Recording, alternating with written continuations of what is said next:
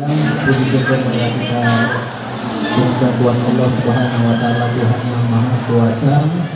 Pada pagi hari ini kita masih diberikan kesehatan, terutama kepada keluarga yang mengantarkan Bapak Ibu yang sedang berikhtiar dan berobat di rumah sakit ini, khususnya di poli jantung. Mudah-mudahan penyakit Bapak Ibu yang diderita sekarang menjadi penghapus dosa-dosa yang telah berlalu, dan Allah hilangkan secepatnya penyakit ibu, rasa sakit yang ibu rasakan.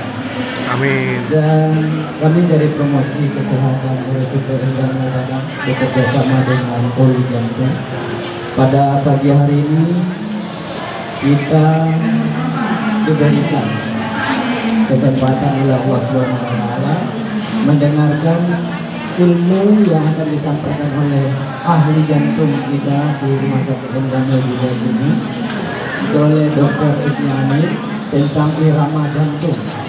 Mungkin nanti Bapak Ibu yang mau bertanya silakan setelah beliau memaparkan beberapa hal tentang awal dari penyakit jantung ini, bagaimana cara pengobatannya atau menjaganya, atau berkaitan dengan hal-hal yang lain masalah jantung, ataupun makanan boleh juga nanti ditanya kepada beliau. Dan ini kesempatan bagi Bapak Ibu mau bertanya sepuasnya. Kalau di dalam nanti ada batas waktu di ruangan, tapi kalau di sini kami berikan kesempatan untuk bertanya ke dokter langsung tentang penyakit atau yang tidak Ibu Bapak ketahui tentang penyakit jantung ini. Untuk itu, untuk menghemat waktu, kami minta kepada dokter kita untuk memberikan wejangan ilmu buat kita bersama. Kepada dokter, silakan.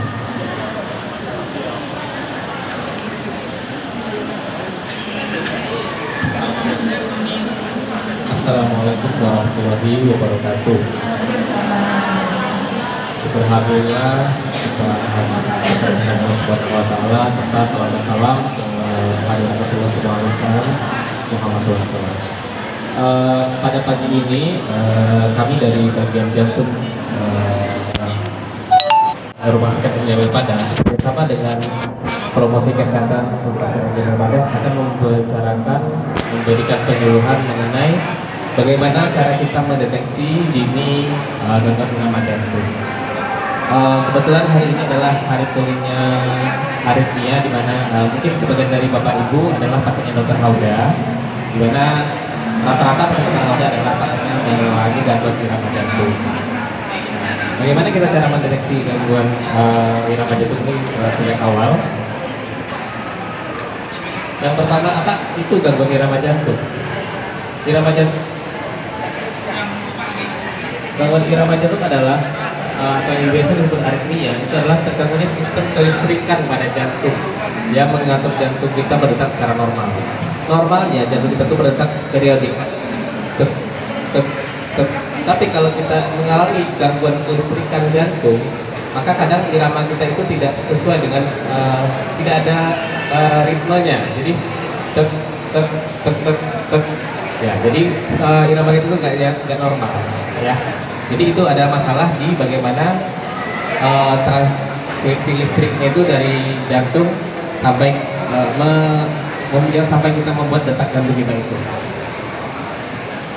Kemudian apa jenisnya? Yang pertama ada detak jantung yang cepat atau disebut takikardi, di mana kalau kita hitung dalam 1 menit detak jantung kita itu di atas 100 kali per menit.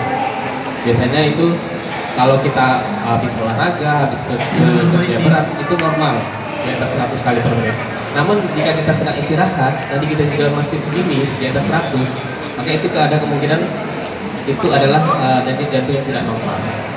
Yang kedua, denyut jantung lambat, di mana denyut jantung lambat itu adalah denyut nadi yang di bawah 60 kali per menit. Nah, pada pasien-pasien yang dengan riwayat sakit jantung, terutama pasien-pasien yang dengan serangan jantung, kadang sering mendapatkan nadinya itu di bawah 60, 54, 55. Hal itu kadang bisa dianggap wajar, karena Bapak Ibu yang berobat pasti dapat obat yang namanya beta blocker. Nah, karena memang detik nadinya itu diperlambat. Tapi pada orang-orang yang tidak mendapatkan obat sama sekali, kadang jatuh di bawah 60, kadang 40, 30, dan sampai hampir pingsan. Nah, itu adalah denyut jantung yang tidak normal. Nah, itulah salah satu deteksi awal di mana kita mengetahui irama jantung kita ini normal apa tidak. Apa saja keluhan atau gejala yang harus kita waspadai? Yang pertama, berdebar-debar atau istilah bahasa Jawanya badabok-dabok. Nah, kalau udah tuh badabok-dabok, duk-duk, nah langsung lah reso. Entah ada apa-apa. Atau mungkin habis olahraga, gitu. Cuman kalau sedang diam-diam aja, lagi diam-diam, lagi istirahat, lagi tidur, tiba-tiba berdebar. Nah, itu kita curigai. Kenapa? Yang kedua, kalau aktivitas itu sebentar, aktivitas cepat lelah. Sebentar aja jalan kaki, tidak sampai 100 meter, langsung capek. Nah, itu perlu kita waspadai, disertai dengan sesak nafas. Sesak nafas, apabila setelah beraktivitas, kemudian langsung sesak nafas nggak lama, misalnya cuma jalan 50 meter, langsung susah. Selain karena masalah aritmia, juga mungkin masalah jantung yang lain juga bisa. Cuman itu adalah salah satu tanda yang bisa kita waspadai akan terjadi suatu gejala aritmia. Terus juga sulit untuk beraktivitas, kemudian ada gangguan rasa cemas, kadang juga disertai sakit dada, nyeri dada, dan juga pusing, malah hampir pingsan. Kadang ada beberapa pasien dengan kondisi jantung di bawah 40 atau 30 itu bisa sampai pingsan atau tidak sadarkan diri. Itu harus segera ditangani. Selanjutnya apa aja faktor risikonya? Pertama, pasien-pasien dengan riwayat penyakit jantung koroner. Ya, pasien-pasien yang dengan gejala terjadi sumbatan darah di pembuluh jantung.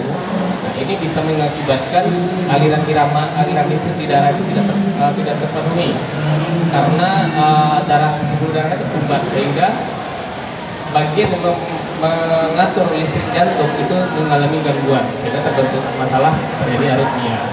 Yang kedua, tekanan darah yang tinggi. Tensi kita tinggi itu juga akan mengganggu bagaimana aliran listrik kita, sehingga kalau bapak ibu yang punya darah tinggi sebaiknya berobat dan obatnya diminum rutin. Jangan kalau sudah tensinya sudah bagus nggak minum obat lagi, karena fungsi obat tensi itu tidak hanya untuk menurunkan, tapi untuk memelihara. Jadi jangan takut kalau ibu bapak yang rata-rata di sini kan pasien jantung dapat obat tensi. Obat tensi itu, tensi saya udah 100, gak usah lah minum obat lagi, ya jangan.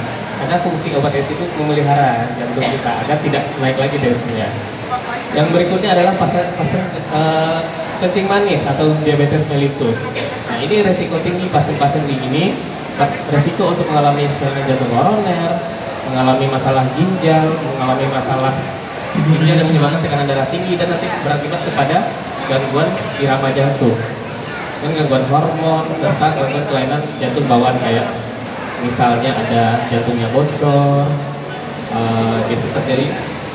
Nah, kelainan jantung bawaan ini sering juga tidak hanya pada anak-anak, tapi sering juga ditemui pada sudah dewasa. Tahu-tahu habis di eko